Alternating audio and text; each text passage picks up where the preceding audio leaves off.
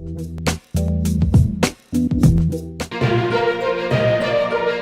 పక్క తెలంగాణలో రైతులకు రైతు భరోసా రాలేదు. అదిగో ఇదిగో అంటున్నారు తప్ప ఇవ్వట్లేదు.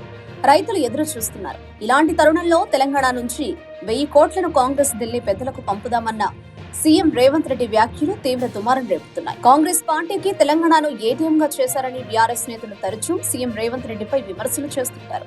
తెలంగాణ నుంచి మూటలు ఢిల్లీకి తరలి వెళుతున్నారని బీఆర్ఎస్ వర్కింగ్ ప్రెసిడెంట్ కేటీఆర్ చాలా సార్లు అన్నారు. ఈ ఆరోపణలు నిజమే అన్నట్లుగా సీఎం రేవంత్ రెడ్డి చేసిన తాజా వ్యాఖ్యలు దుమారం రేపుతున్నాయి. వికారాబాద్ జిల్లాలో డీసీసీ కార్యవర్గ సమావేశాలకు శనివారం హాజరైన సీఎం రేవంత్ రెడ్డి అక్కడ ప్రసంగిస్తూ ఓ కీలక వ్యాఖ్య చేశారు. గాంధీ కుటుంబానికి ఆర్థిక అవసరాలు ఉన్నాయంటే మనందరం కలిసి తలా ఒక చేయి వేస్తే తెలంగాణ నుంచి 1000 కోట్ల రూపాయలు పోగేసి ఇవ్వగలిగిన శక్తి ఇవాళ కాంగ్రెస్ పార్టీ కార్యకర్తలకు ఉంది అని అన్నారు. మామూలుగా చూస్తే ఈ స్టేట్మెంట్ లో తప్పేం లేదు అనిపిస్తుంది. ఎందుకంటే సీఎం రేవంత్ అన్నది ప్రభుత్వం నుంచి మనీ ఇస్తామని కాదు, కాంగ్రెస్ పార్టీ కార్యకర్తలంతా కలిసి మనీ ఇవ్వగలమని అన్నారు. విరాళాలుగా ఇవ్వగలమనేది ఆయన ఉద్దేశం. అది పార్టీకి, పార్టీ కార్యకర్తలకు వారిష్టం. అది వారి సొంత ఉద్దేశం. అది వారి ప్రైవేట్ వ్యవహారం. దాన్ని ఎవరూ తప్పుపట్టాల్సిన అవసరం లేదు. దానికి ప్రభుత్వంతో ఏ సంబంధమూ లేదు. మరి ఈ మాట ఎందుకు దుమారమైంది?